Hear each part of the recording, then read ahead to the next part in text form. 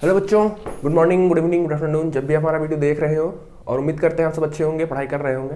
पढ़ाई करो और कुछ मत करो, इधर उधर की चीज़ें मत देखो, अभी पढ़ाई करो, ठीक है। 11th का सेशन पूरा होने वाला है। बहुत से बच्चों ने मुझे मैसेज किया था कि सर अभी बहुत से चैप्टर केमिस्ट्री में बाकी हैं, उनको कैसे पढ़ें, उनको कैसे पूरा करें। तो हम सिर्फ आपको रास्ता दे सकते हैं, ठीक है। हम कोशिश कर रहे हैं आपको पढ़ाने की, हम कोशिश कर रहे हैं आपको सब कुछ नोट्स प्रॉपर देने की, ठीक है। एक बच्चे ने, किसी ने कहा था कि नोट्स आपको पीडीएफ फॉर्म में चाहिए, ठीक है। जीओसी के नोट्स पीडीएफ फॉर्म में चाहिए, तो उसके लिए तैयारी चल रही है। 1-2 दिन में आपका नोट्स जीओसी का पीडीएफ फॉर्म में आपको अवेलेबल करा देंगे, ठीक है। तो पढ़ाई करिए भी, क्योंकि आपका अगले साल 12th है और 11th जो आपका है वो आपका बेसिक है, ठीक है। अगर 11th आपका स्ट्रांग नहीं रहेगा, ठीक है, समझ रहे हो ना, 11th स्ट्रांग नहीं रहेगा ना, तो फिर 12th में बहुत दिक्कत होगी। तो 11th अच्छे से पढ़ो, नहीं तो फिर वही 12th में बस्ता लेके दौड़ोगे इधर उधर और आएगा कुछ नहीं, ठीक। चलिए, तो स्टार्ट करते हैं आज के ज्ञान के साथ। आज का ज्ञान पूरा हो गया, अगला अपना कल देते हैं ज्ञान, ठीक है। चलिए स्टार्ट करते हैं। आपको पिछली वीडियो में रेजोनेंस बता दिया था, रेजोनेंस क्या होता है, रेजोनेंस की कंडीशन क्या होती है, रेजोनेंस कैसे चेक करेंगे, कितने तरीके का रेजोनेंस होता है, सब आपको करा दिया था, कुछ होमवर्क दिया था। लास्ट वीडियो के स्टार्टिंग में कुछ देर तक आवाज थोड़ी सी कट गई थी, ठीक है, 5-6 मिनट तक आवाज नहीं आई थी ऑलमोस्ट। मैंने उसके पहले वाले लेक्चर का एक क्वेश्चन दिया था आपको, बेंजीन पे NH3, उसका आपको रेजोनेंस बनाने को दिया था, ठीक है। तो स्टार्टिंग 5-6 मिनट तक मैंने वही समझाया था, तो शायद वो आवाज आई नहीं थी, तो हम फिर से एक बार समझा देते हैं उस पोर्शन को, ठीक है। उस पोर्शन को हम फिर से समझा देते हैं ताकि आपको दिक्कत ना हो, ठीक है। बाकी आज आपका जो सेशन रहेगा वो मेसोमेरिक है। मेसोमेरिक 2 पार्ट पे बनाएंगे, पार्ट 1, पार्ट 2। पार्ट 1 में आपको हम मेसोमेरिक की जितनी थ्योरेटिकल जानकारी है वो दे देंगे। क्या होता है मेसोमेरिक, कैसे पहचाने किस पॉइंट में मेसोमेरिक करता है, कितने तरीके का होता है मेसोमेरिक, ओवरऑल थ्योरेटिकल पार्ट आपको यहां पे हम दे देंगे। जो आपका न्यूमेरिकल का पार्ट है, जैसे इंडक्टिव में आपने एक सेपरेट वीडियो किया था, फिर रेजोनेंस में आपने 2 पार्ट में खत्म किया, ऐसे ही मेसोमेरिक का एक सेपरेट पार्ट बनेगा आपका सिर्फ क्वेश्चंस के लिए। तो आप सिर्फ क्वेश्चंस प्रैक्टिस करिए और जो भी क्वेश्चंस कराए जा रहे हैं वो उसी कॉपी में करो, ठीक है। तो कॉपी जो खरीद लिए हो, जो बना लिए हो, उसी में करो, ठीक है। कुछ तो इतने सिंसियर हो जाते हैं, मतलब ऐसा मैंने देखा है, कुछ इतने सिंसियर हैं कि वीडियो देखते देखते ही क्वेश्चन सॉल्व करते हैं, ठीक है। नहीं मतलब अच्छा है, ऐसा ही करो। नहीं तो कुछ तो हैं कि देख लिया वीडियो, काम खत्म, करेंगे कभी बाद में। एक कुछ सिंसियर हो रहे हैं कि वीडियो देखते देखते ही पहले क्वेश्चन सॉल्व कर लेंगे फिर आगे बढ़ेंगे। तो ऐसा ही करिए, तभी आपका क्रिस्टल क्लियर नॉलेज होगा। जहां भी पढ़ो, जिनसे भी पढ़ो, कॉपी बुक जिससे भी पढ़ो, आपको उस टॉपिक के बारे में एकदम क्रिस्टल क्लियर नॉलेज होना चाहिए। क्योंकि अगर आपको उस टॉपिक का एकदम क्लियर नॉलेज होगा तो आप किसी भी क्वेश्चन को टैकल कर सकते हैं, ठीक है। और केमिस्ट्री तो सब्जेक्ट ही ऐसा है, केमिस्ट्री के पीछे ही एक्सेप्शन चलती है। तो एक्चुअली केमिस्ट्री को लोग बदनाम करके रखे हैं, बट है नहीं वैसा वो, ठीक है। चलिए, तो पिछला पार्ट वाला समझा देते हैं आपको। चलिए, तो ये मैंने आपको क्वेश्चन दिया था बेंजीन पे NH3, ठीक है। लास्ट सेशन में मैंने कहा था कि आपको इसका रेजोनेंस ड्रॉ करना है, ठीक है। तो रेजोनेंस ड्रॉ करने के लिए मैंने आपको एक कंडीशन बताई थी। कंडीशन ये बताई थी कि पहले तो आप अपने कंपाउंड में चेक कर लीजिए पाई है कि नहीं है, ठीक। अगर पाई होगा तो एक आइडिया मिल जाएगा आपको कि हाँ रेजोनेंस हो सकता है। तो कंपाउंड में देखो पाई है, इसका मतलब रेजोनेंस हो सकता है। फिर आपको दूसरा ज्ञान दिए थे कि अगर आपके रिंग से या चेन से नाइट्रोजन या ऑक्सीजन अटैच है तो इन दोनों के पास होता है लोन पेयर, ठीक। नाइट्रोजन के पास होता है 1 लोन पेयर, दैट मीन्स इसके पास होता है 2 इलेक्ट्रॉन। ऑक्सीजन के पास होता है 2 लोन पेयर, दैट मीन्स इसके पास होता है 4 इलेक्ट्रॉन, ठीक। तो क्योंकि आपका नाइट्रोजन अटैच है तो वो उससे अटैच हो जाएगा, ठीक। अब देखिए, क्योंकि नाइट्रोजन के पास 1 लोन पेयर है मतलब इसके पास 2 इलेक्ट्रॉन है, ठीक है। चलिए, कायदे से ये हो गया आपका पाई सिग्मा लोन पेयर, तो इसका लोन पेयर उतर जाएगा, कोई दिक्कत, लोन पेयर उतरा और इसका ये पोर्शन आपका माइनस चला आएगा। तो जब आप इसका रेजोनेटिंग स्ट्रक्चर बनाएंगे तो कुछ ऐसा बनेगा, यहां डबल बॉन्ड आ जाएगा, यहां NH3 और यहां पर माइनस, यहां पर बॉन्ड, यहां पे बॉन्ड। फिर अगला आपको दिख रहा होगा पाई सिग्मा माइनस, तो पहली वाली चीज थर्ड में, फिर अगला यहाँ, अगला यहाँ, ठीक है। तो ये तो आप करेंगे, कुछ लोगों ने किया भी होगा इसको, ठीक है। तो कुछ लोग करके उन्हें लगा होगा कि हमें आ गया, लेकिन वो होता है ना कि छोटी छोटी चीजें बहुत मायने रखती हैं। जैसे फिजिक्स में ही देख लो, फिजिक्स में जैसे रहता है कि न्यूटन्स लॉ रहता है, तो बच्चे न्यूटन्स लॉ पढ़ तो लेते हैं, क्या होता है बस पढ़ लिया है कि पहला इनर्शिया होता है, दूसरा force is equal to ma होता है, और तीसरा एक्शन रिएक्शन होता है।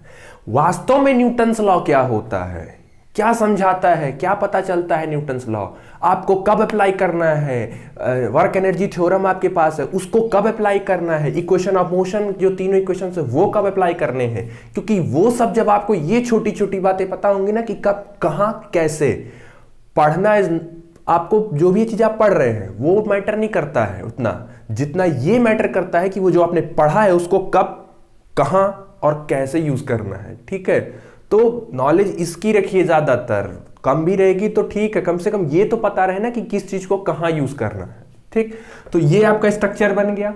अब आपको हम एक दूसरा ज्ञान देते हैं, जैसे आपके पास कुछ एलिमेंट होते हैं तो हर एलिमेंट की अपनी एक कोवैलेंसी होती है। ठीक है, हर एलिमेंट की अपनी एक कोवैलेंसी होती है। कोवैलेंसी का इन द सेंस कि वो एलिमेंट कितना मैक्सिमम बॉन्ड बना सकता है। जैसे कार्बन के बारे में सब जानते होंगे, 4 बॉन्ड से ज्यादा कार्बन नहीं बना सकता। ठीक है, उसकी कैपेबिलिटी नहीं है कि वो 4 बॉन्ड से ऊपर, तो कार्बन की कोवैलेंसी 4 होती है।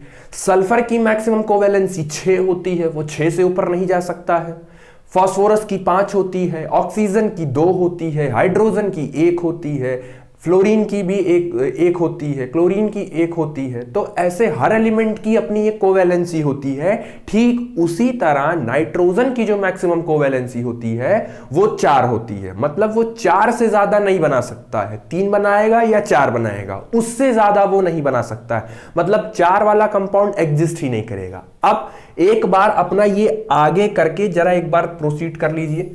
चलिए जरा चेक करिए, नाइट्रोजन के पास 3 हाइड्रोजन है, तो जरा तीनों हाइड्रोजन को हम ओपन कर दें, ये और ये 3 बॉन्ड तो यहां बनाया है, 2 बॉन्ड उसने यहां बना लिया है, मतलब नाइट्रोजन ने टोटल कितने बॉन्ड बना लिए, नाइट्रोजन ने टोटल 5 बॉन्ड बना लिए।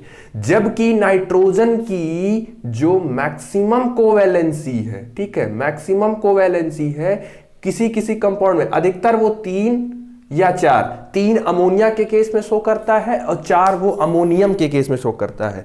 तो नाइट्रोजन की जो मैक्सिमम कोवैलेंसी है वो इनसे ज्यादा नहीं हो सकती है। तो अभी क्योंकि प्रेजेंट केस में आपका जो नाइट्रोजन है वो 5 बॉन्ड बनाकर बैठा है, दैट मींस आपका ये कंपाउंड एग्जिस्ट ही नहीं करेगा, मतलब कि ये कंपाउंड ही एग्जिस्ट नहीं करेगा क्योंकि इसके रेजोनेटिंग स्ट्रक्चर बन ही नहीं रहे हैं, नाइट्रोजन एग्जिस्ट ही नहीं करेगा 5 में।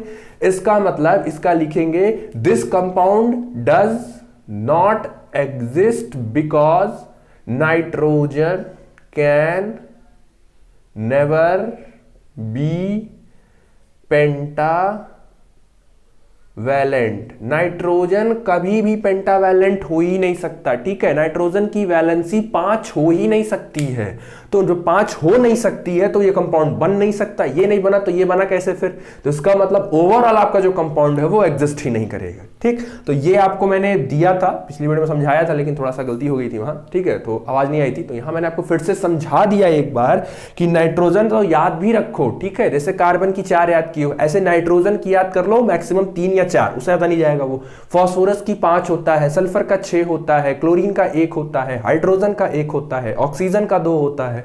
ऐसे ही हर एलिमेंट की मैक्सिमम कोवैलेंसी है। तो that's why this compound does not exist because nitrogen can never be as a pentavalent. ठीक, आई होप आपको समझ में आ गया होगा। अगर आ गया होगा तो आप कॉपी में इसको नोट कर लीजिए रीजन के साथ। और अब हम स्टार्ट करते हैं अपना मेन टॉपिक जो है मेसोमेरिक इफेक्ट।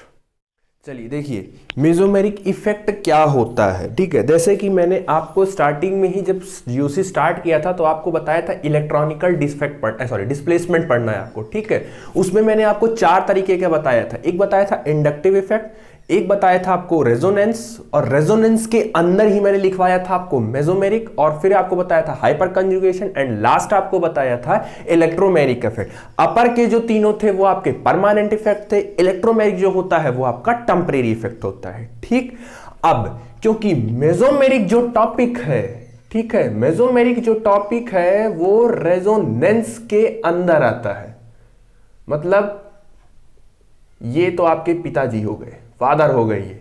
यही तो रीजन था पहले रेजोनेंस पढ़ाया, पहले मेसोमेरिक नहीं पढ़ाया, क्योंकि पहले जिनकी वजह से इनके अंदर आ रहे हैं पहले उनको पढ़ो। मतलब मेसोमेरिक जो होता है वो रेजोनेंस के अंदर आता है, रेजोनेंस के अंदर आएगा। यानी अच्छा, एक हम पहले सिंपल भाषा में क्या बोल सकते हैं कि जितने कंपाउंड में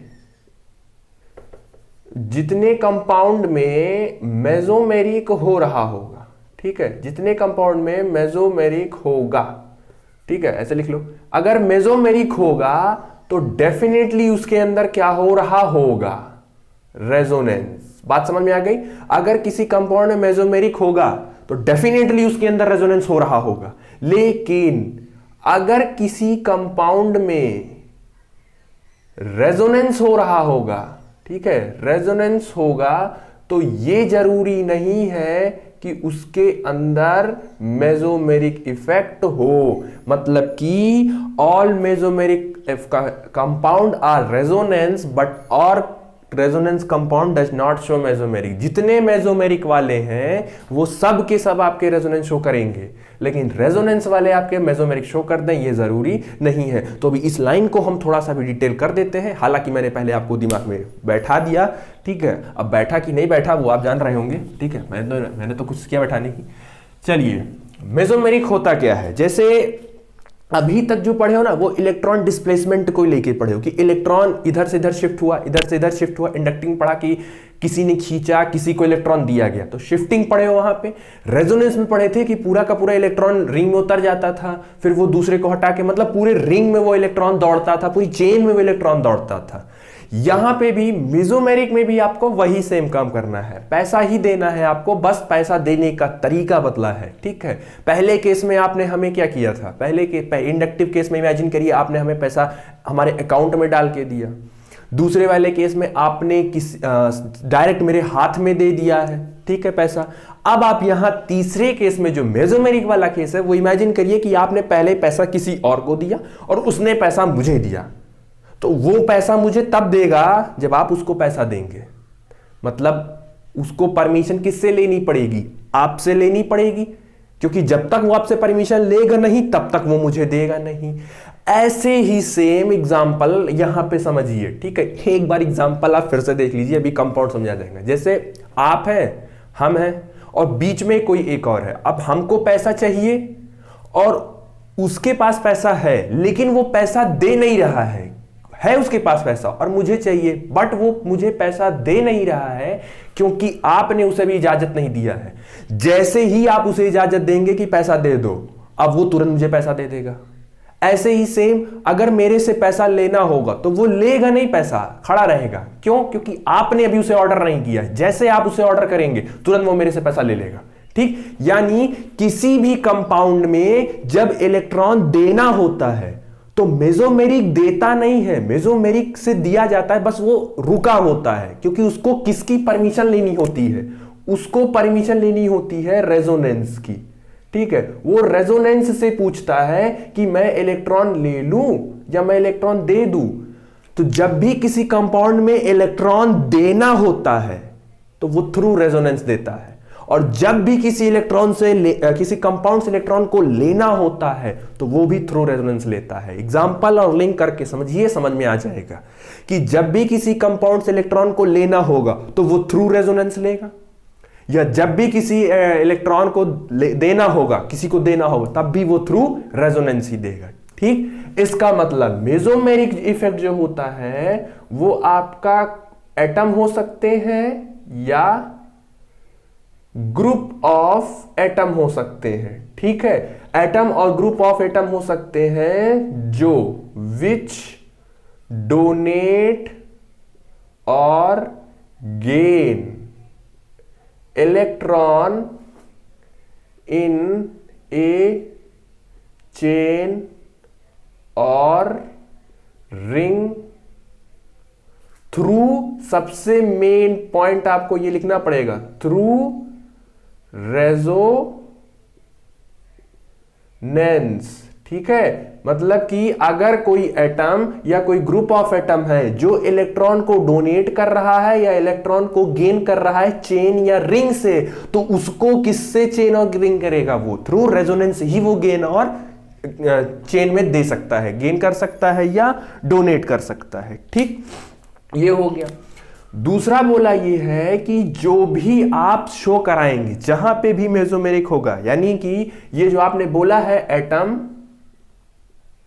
और ग्रुप ऑफ एटम, ये जो एटम और ग्रुप ऑफ एटम है ये कार्बन एटम नहीं होना चाहिए। ठीक है, यानी ये जो आप एटम और ग्रुप ऑफ एटम ले रहे हैं, जो इलेक्ट्रॉन देगा या जो इलेक्ट्रॉन लेगा चेन से थ्रू रेजोनेंस, वो एटम और ग्रुप ऑफ एटम कार्बन नहीं होने चाहिए।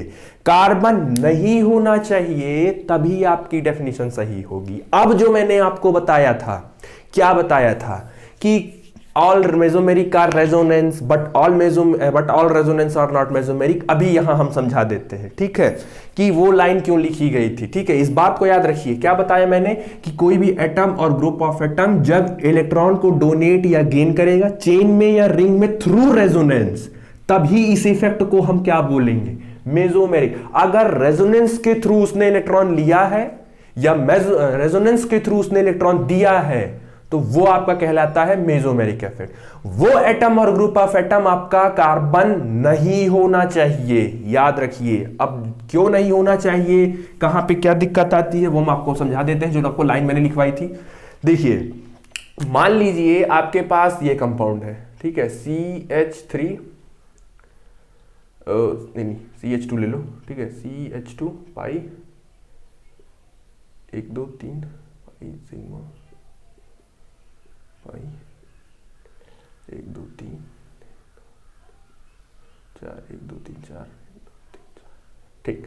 चलिए देखिए, ये कंपाउंड आप ले लीजिए। अब इसमें आप मुझे बताइए कि इसमें कोई ऐसा एटम और कोई ऐसा ग्रुप ऑफ एटम प्रेजेंट है जो इलेक्ट्रॉन को दे और ले सकता है। मुझे बताओ, इसमें से इस कंपाउंड में कोई ऐसा एटम प्रेजेंट है कि जो इलेक्ट्रॉन को दे सकता हो या इलेक्ट्रॉन को ले सकता हो? मुझे तो नहीं दिख रहा है, क्योंकि सारे के सारे तो कार्बन है, और कार्बन ना तो इलेक्ट्रॉन लेता है और ना कार्बन देता है। भाई, कार्बन के पास इलेक्ट्रॉन है नहीं कि वो दे दे, और इतनी इसकी पावर नहीं है कि वो किसी से ले ले। तो कार्बन, ये कंपाउंड तो आपको किसी को इलेक्ट्रॉन लेने दे नहीं सकता है। लेकिन मतलब कि अगर वो इलेक्ट्रॉन ले दे नहीं सकता है, दैट मीन्स ये कंपाउंड आपका मेसोमेरिक शो नहीं करेगा। क्योंकि मेसोमेरिक शो होने के लिए आपके पास क्या होना चाहिए, एक ऐसा एटम या एक ऐसा ग्रुप ऑफ एटम होना चाहिए जो चेन और रिंग में इलेक्ट्रॉन को क्या कर दे, डोनेट कर दे। चेन और रिंग में इलेक्ट्रॉन को क्या कर दे, वो दे दे। तो उसके पास तो ऐसा कोई है नहीं इस कंपाउंड के पास कि वो दे दे। लेकिन जरा ठहरो, एक चीज देखो, कुछ दिख रहा है, कंपाउंड में पाई बॉन्ड है। पाई बॉन्ड है तो रेजोनेंस तो हो सकता है ना, जरा चेक करो।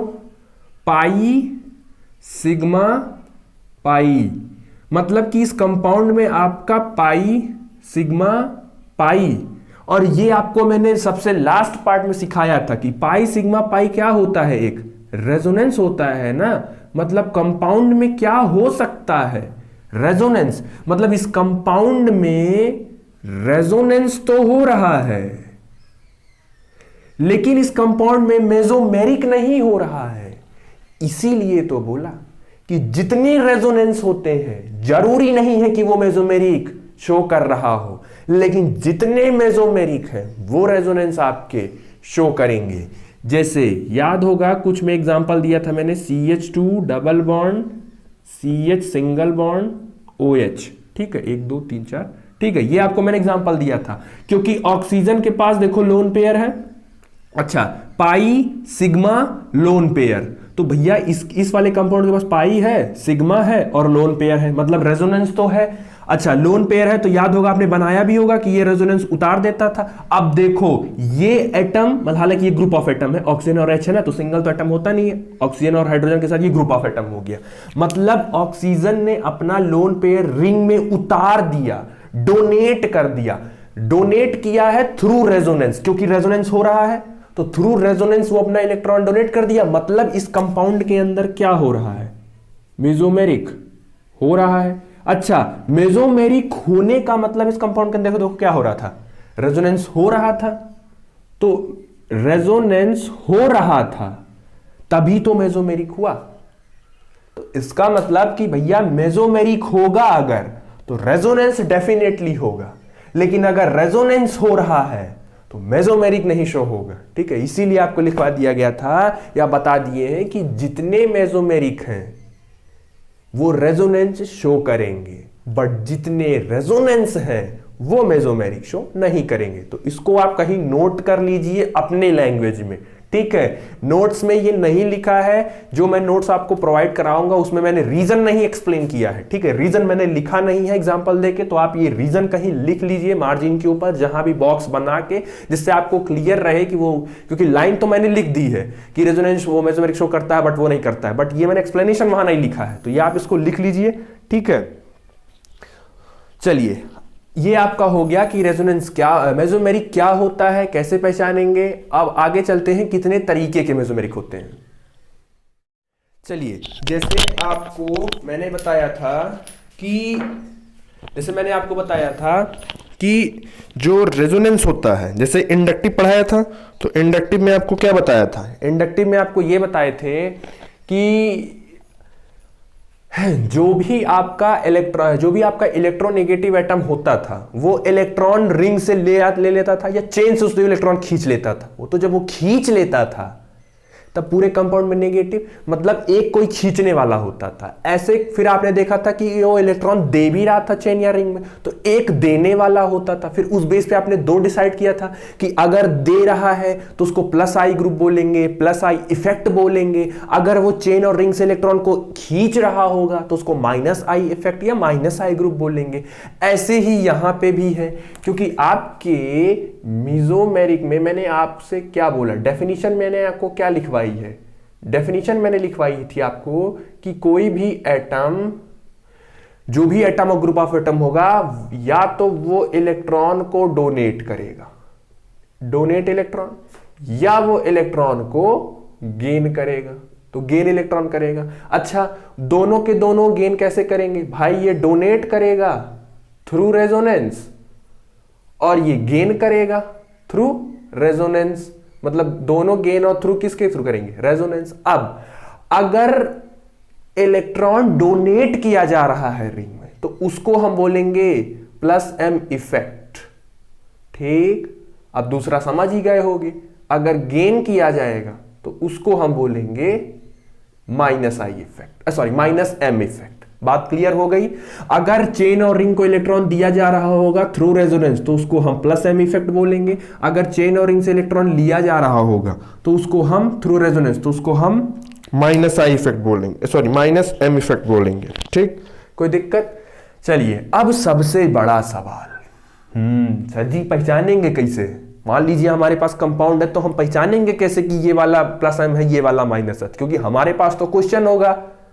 अब देखो यही पॉइंट है छोटी छोटी कि आप ध्यान नहीं देते हो, आप पढ़ लेते हो, आपको अभी समझ में आ गया होगा तो आपको बहुत अच्छा लगा होगा, लेकिन जब आप क्वेश्चन करने बैठते हो तो आपको नहीं आ रहा होता है, क्योंकि आपको थ्योरी तो पढ़ा दी गई, आपको समझ में भी आ गया, बट आपको यह नहीं बताया गया कि उसको कब, कैसे, कहां इस्तेमाल करना है। कैसे जानोगे क्वेश्चन में कि कहां प्लस एम लगाना है, कहां माइनस एम लगाना है? देखो, प्लस एम आप वहां लगाएंगे जहां पर लोन पेयर होगा किसी के पास, या कहीं पर माइनस चार्ज होगा। अगर रिंग या चेन से अटैच एलिमेंट के पास लोन पेयर है तो मतलब, या माइनस है मतलब कि वो इलेक्ट्रॉन दे सकता है, इलेक्ट्रॉन दे सकता है मतलब वो प्लस एम है। ठीक, तो ये प्लस एम हो गए, आप ऐसे पहचानेंगे। चलिए जरा माइनस एम का देखिए, माइनस एम का थोड़ा सा ट्विस्टर है, ठीक है, लिखा नहीं है, मैं समझा दे रहा हूं, इस पॉइंट को ध्यान से समझिएगा कि माइनस एम को आप कैसे पहचानेंगे। ठीक है, देखो माइनस एम को पहचानने का जो तरीका है वो क्या है? तरीका ये है कि जो भी आपके पास रिंग या आपके पास जो भी चेन होगा, रिंग और चेन से अटैच एलिमेंट, रिंग और चेन से अटैच एलिमेंट अपने से भी ज्यादा इलेक्ट्रोनिगेटिव, अपने से भी ज्यादा इलेक्ट्रोनिगेटिव एटम से जुड़ा हो with the help of pi bond. मतलब समझ जाना वहां कौन सा इफेक्ट लगाना है, -m इफेक्ट लगाना है वहां। ठीक, बात आ गई समझ में? ठीक, बात आ गई समझ में? मैंने क्या बोला कि रिंग और चेन से अटैच एलिमेंट अपने से भी ज्यादा इलेक्ट्रोनिगेटिव एटम से अगर अटैच होगा और पाई बॉन्ड से अटैच होगा, मतलब समझ जाना कि वहां क्या लगाना है, वहां आपको पाई बॉन्ड सॉरी वहां आपको -m इफेक्ट लगाना है। जैसे इसका एक एग्जांपल देखो, बहुत बढ़िया है, बहुत शानदार है। जैसे बहुत फेमस एग्जांपल दिया जाता है, ये हो गया बेंजीन, ये अब आपको मान लीजिए ये कंपाउंड दिया है, ठीक है, नाइट्रोबेंजीन आपको दिया है। अब नाइट्रोबेंजीन में आपसे पूछा जाएगा कि भैया आप क्या बताएंगे, इसमें आप +m लगाएंगे कि इसमें आप -m लगाएंगे। तो बड़ी प्रॉब्लम है कि आप +m लगाएंगे कि -m। तो मैंने क्या बोला भाई, पहले देखो, पहले दोनों कंडीशन सेटिस्फाई करा लो। नाइट्रोजन है तो नाइट्रोजन के पास मतलब लोन पेयर होगा। बच्चे यहीं पे देख के गलती कर देंगे, क्योंकि सोचेंगे नाइट्रोजन के पास लोन पेयर है, नाइट्रोजन अपना लोन पेयर रिंग में उतार देगा और नाइट्रोजन के लोन पेयर उतारते ही वो +m इफेक्ट शो करेगा। पड़ोसी में तो देखे ही नहीं, कौन था पड़ोसी में। चलिए जरा NO2 है ना, जरा O को ओपन करो तो। अब स्ट्रक्चर बनाने आना चाहिए, ये ऐसे बनता है और ये ऐसे बनता है। अब मैंने क्या बोला, रिंग से अटैच एलिमेंट नाइट्रोजन है, अपनी से भी ज्यादा इलेक्ट्रोनिगेटिव एटम से अटैच है, वो भी देखो किससे, पाई बॉन्ड से। ठीक, रिंग से अटैच एलिमेंट अपने से भी ज्यादा इलेक्ट्रोनिगेटिव एटम से पाई बॉन्ड से अगर अटैच होगा तो उसमें उस केस में हम क्या लगाएंगे, वहां -m इफेक्ट लगाएंगे। बात आ गई समझ में कि कैसे पहचानना है। और इसका इनका एग्जांपल ले लो, +m इफेक्ट वालों का। भाई यहां देखो, रिंग से अटैच एलिमेंट ऑक्सीजन है और ऑक्सीजन अपने से ज्यादा इलेक्ट्रोनिगेटिव अटैच है, नहीं वो तो हाइड्रोजन है, हाइड्रोजन वैसे ही वीक है। मतलब कि रिंग से अटैच एलिमेंट अपने से ज्यादा इलेक्ट्रोनिगेटिव से अटैच ही नहीं है। अच्छा, अब देखो, क्योंकि ऑक्सीजन है तो ऑक्सीजन के पास लोन पेयर है, लोन पेयर है तो ये अपना लोन पेयर उतार देगा रिंग में। लोन पेयर जैसे उतारेगा रिंग में तैसे यहां डबल बॉन्ड बनेगा। बाकी आपने इसका रेजोनेंस कर लिया है, रेजोनेंस मैंने बता दिया था, ठीक है, इसीलिए बताया था। तो एक बार आप दोनों कंडीशन चेक कर लीजिए। जैसे यहां देखो, लोन पेयर वाली कंडीशन भी वैलिड हो रही थी कि हाँ इसके पास लोन पेयर था, लेकिन अपने से इलेक्ट्रोनिगेटिव से भी तो अटैच है ना वो। तो आप दोनों कंडीशन एक बार चेक कर लीजिएगा और यहां से आप पता कर सकते हैं कि उस कंपाउंड में आपको +m लगाना है या उस कंपाउंड में आपको -m लगाना है। ठीक, तो ये हो गया आपका +m इफेक्ट, ये हो गया आपका -m इफेक्ट। आप कैसे पहचानेंगे कि कहां पे +m लगाना है, कहां पर -m लगाना है, कैसे लगाना है। अब जैसे वहां पढ़े थे -i का ऑर्डर +i का ऑर्डर, ऐसे ही यहां पे भी पढ़ना है, +m का ऑर्डर -m का ऑर्डर। सिर्फ थ्योरेटिकल है, आप लिख लीजिए, उसका बहुत ज्यादा यूज पड़ता नहीं है, ठीक है। तो आप सिर्फ लिख लीजिए उसको, हम लिखवा दे रहे हैं आपको +m -m, नोट डाल के उसको लिख लीजिए, ठीक। चलिए, तो ये आपके पास हो गया +m ऑर्डर और ये मैंने लिख दिया आपको -m ऑर्डर, ठीक है। देखो +m का मैंने क्या बताया था, +m ऑर्डर आप कैसे पहचानेंगे।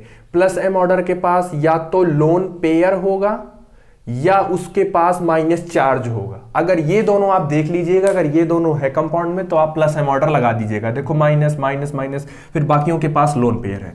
-m कैसे लगाएंगे, -m लगाने के लिए बोले थे कि रिंग से अटैच एलिमेंट अपने से भी ज्यादा इलेक्ट्रोनेगेटिव एलिमेंट से पाई बॉन्ड से अटैच होगा तो उसको हम क्या बोलेंगे, -m बोलेंगे, या उसमें जनरली प्लस होना चाहिए, ठीक है। अब जैसे देखो ये वाला एग्जांपल, जैसे ये है ना CN, इसे नाइट्रो वाला समझा दिया। अब देखो CN में क्या होता है, C ट्रिपल बॉन्ड N होता है, साइनाइड होता है, सबको पता होता है। अब देखो C ही अटैच होगा रिंग या चेन से, तो रिंग से अटैच एलिमेंट अपने से भी ज्यादा इलेक्ट्रोनेगेटिव से अटैच है। और देखो पाई बॉन्ड से सेम काम देखो यहाँ वाला है, सेम काम देखो यहाँ है, सेम काम यहाँ है, ठीक है। तो ये आप -m पहचानने का तरीका याद रखिएगा, ठीक, कि -m करना है कि +m लगाना है वहां पर, ठीक है।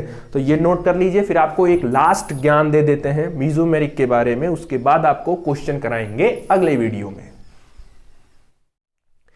इसमें जो ज्ञान है जो आपको हमको देना है, ठीक है, वो हम आपको क्वेश्चन से ज्ञान देते हैं। क्वेश्चन से देंगे ना तो ज्यादा समझ में आएगा, ठीक है। वैसे ज्ञान दे देंगे तो कर नहीं पाओगे, तो हम जरा इसको हम क्वेश्चन से ज्ञान देते हैं। और हालांकि आपने इस चीज को कर लिया है, लेकिन फिर भी क्योंकि हमारा फर्ज है तो हम बता देते हैं आपको कैसे करना है, ठीक है। अब सबसे बड़ा सवाल ये है कि पहले इसमें पहचानो, इसमें प्लस एम लगाना है कि माइनस एम लगाना है, ठीक। चलो, रिंग से अटैच एलिमेंट ऑक्सीजन है, अपने से इलेक्ट्रोनेगेटिव से अटैच है नहीं, मतलब कि माइनस एम नहीं शो करेगा, मतलब प्लस एम शो करेगा। और कायदे से देखो ऑक्सीजन के पास क्या होता है, लोन पेयर होता है, मतलब ऑक्सीजन अपना लोन पेयर उतार देगा। लोन पेयर के उतारते ही यहां डबल बॉन्ड बनेगा, क्योंकि आप इसका स्ट्रक्चर बना चुके हैं पाई सिग्मा लोन पेयर वाले में, ठीक है। इसका स्ट्रक्चर मैंने बनवा दिया था आपको पाई सिग्मा लोन पेयर में, ठीक। तो यहां देखो ये डबल बॉन्ड बनेगा, यहां पे दिक्कत होगी तो यहां वाला बॉन्ड आगे शिफ्ट हो जाएगा, ठीक। अच्छा, आपको रेजोनेटिंग स्ट्रक्चर बनाने हैं। किसका रेजोनेटिंग स्ट्रक्चर बनाना है? बेंजीन का। कुछ याद है बेंजीन के बारे में क्या बोला था कि अगर बेंजीन का रेजोनेटिंग स्ट्रक्चर आएगा तो टोटल 5 रेजोनेटिंग स्ट्रक्चर बनेंगे, और सबसे ज्यादा इसी के बनते हैं एंड मोस्ट स्टेबल भी होता है। तो बेंजीन है मतलब 5 बनने ही बनने हैं, तो ऐसा करो ना पहले 5 रिंग बना लो। ये देखो तरीका होता है ना करने का, कि आपको थोड़ी सी जल्दी पड़ हो जाएगी, ठीक है। अब ऐसे भी जल्दी किस बात की है? नहीं जल्दी तो है ही यार, बहुत सी चीज़ों की जल्दी है, पढ़ने की जल्दी है, खाने की जल्दी है। कुछ तो ऐसे हैं खाते भी नहीं हैं, इतना जल्दी रहता है उनको। सब काम कर लेंगे, खाना नहीं खाएंगे। नहीं खाना क्यों खाएंगे? वो कुछ हुआ है उससे। 2 2 4 1 5, ठीक। तो ये 5 बन गया, और इसका आप हाइब्रिड बना लीजिए, ठीक है। हाइब्रिड बनाना ही है, अभी सिर्फ मैं रिंग बना रहा हूं, अभी क्या करना है वो नहीं बना रहा हूं, ठीक। चलिए देखिए, ऑक्सीजन के पास लोन पेयर है, ऑक्सीजन अपना लोन पेयर इलेक्ट्रॉन उतारेगा, यहां डबल बॉन्ड आएगा, यहां आते ही ये वाला चार्ज चढ़ जाएगा इसके ऊपर, तो यहां आ जाएगा माइनस, ठीक। और क्योंकि ऑक्सीजन ने अपना लोन पेयर दिया है तो यह प्लस, बाकी दोनों इलेक्ट्रॉन जैसे थे वैसे करो। अब वही पुराना वाला कंसेप्ट, पहली वाली चीज तीसरे को दो, तो ये हो गया तीसरा, और ये आपका उतर जाएगा यहां पर, तो ये उतर गया ऐसे, और ये हो गया ऐसे। और आई होप आपको ये आ रहा होगा, ठीक है। तो इसको मुझे बहुत समझाने की जरूरत नहीं होगी, इसलिए मैंने प्रैक्टिस करवा दिया था। फिर वही काम, पहली वाली चीज तीसरे को दीजिए, या इसको ऐसे बोल सकते हो, इसको यहां उतार दो, इसको यहां चढ़ा दो, जैसा करना चाहो। तो यहां माइनस यहां आ गया, और ये यहां आ गया, ये यहां आ गया, डबल बॉन्ड OH, और इसके ऊपर प्लस, ठीक। वापस इसको यहां उतारिए, इनका लोन पेयर इनको वापस करिए, तो ये सिर्फ आपका ऑक्सीजन, और यहां यहां यहां, ठीक। रेजोनेंस हाइब्रिड बना दीजिए इसका, तो OH डॉटेड लाइन, और ये आपका डॉटेड लाइन, ठीक। यहां आपका पार्शियल प्लस, फिर यहां आपका पार्शियल माइनस, यहां आपका पार्शियल माइनस, और यहां आपका पार्शियल माइनस, ठीक। आई होप ये आपको आ रहा होगा, क्योंकि पिछले लेक्चर में इसको मैंने डिटेल में आपको समझा दिया था, प्लस होमवर्क भी एक दे दिया था करने को, ठीक। अब जरा याद करो, मैंने एक चीज बताई थी आपको, अगर याद होगी, ठीक है। फिलहाल देखो, एक चीज आपको बताई थी कि जब भी आपके पास बेंजीन होता है तो बेंजीन के पास 3 पोजीशन होती है, ऑर्थो, मेटा, पैरा। याद है ना सबको? बेंजीन जब होता है तो बेंजीन के पास 3 पोजीशन होती है, ऑर्थो, मेटा एंड पैरा, ठीक। अब 3 पोजीशन है। अब आप ये पोजीशन डिसाइड कैसे करते हैं मैंने आपको बताया था। जैसे ये मैंने बेंजीन बनाया है, तो इस बेंजीन पे आप ऑर्थो, मेटा, पैरा डिसाइड नहीं कर सकते हैं, ठीक है। बेंजीन पर आप ऑर्थो, पैरा, मेटा डिसाइड ही नहीं कर सकते हो, क्योंकि डिसाइड करने के लिए आपको कोई डिसाइडिंग फैक्टर चाहिए, कोई पहले से बैठा होना चाहिए। जो पहले से बैठता है तो वो जिस कार्बन पर बैठता है तुरंत वो कार्बन पैरा बन जाता है, और दोनों किनारे वाले उसके ऑर्थो बन जाते हैं, और उसके दोनों आगे वाले मेटा बन जाते हैं, और फिर जो एक बचता है वो आपका पैरा बन जाता है। अच्छा, जरा OH में चेक करो, मतलब OH जिस कार्बन पर बैठा है, ये कार्बन क्या है उसका? ऑर्थो पोजीशन है। मतलब कि हम क्या बोल सकते हैं? हम ये बोल सकते हैं कि ये वाला पोर्शन जो आपका ये वाला पोर्शन है, ये वाला पोर्शन आपका पैरा बन गया, पैरा के दोनों बाद वाला पोजीशन ऑर्थो बन गया, ठीक, ऑर्थो के दोनों बाद वाला पोजीशन मेटा बन गया, और मेटा के जस्ट जो एक बचता है वो आपका पैरा बनता है, ठीक। अब आप एक चीज नोटिस करिए, ये जो आपने चार्ज दिया है ये कहां कहां आया है। एक तो देखो यहां आया है, तो देखो ऑर्थो पे आया है, फिर देखो पैरा पर आया है, और फिर देखो ऑर्थो पे आया है। मतलब ऑर्थो पैरा ऑर्थो, मेटा पर चार्ज आया ही नहीं। माइनस आने का मतलब क्या होता है कि इलेक्ट्रॉन बढ़ा कि घटा, इलेक्ट्रॉन बढ़ा। माइनस ये इंडिकेट करता है कि आपके रिंग में या चेन में इलेक्ट्रॉन बढ़ गया। इलेक्ट्रॉन किन किन जगहों पर बढ़ा है, ऑर्थो पे बढ़ा है, पैरा पर बढ़ा है, और फिर ऑर्थो पे। मतलब कि मेसोमेरिक इफेक्ट जो होता है वो सिर्फ ऑर्थो पैरा डायरेक्टिंग ग्रुप होते हैं। मतलब मेसोमेरिक इफेक्ट मेटा पर काम नहीं करते।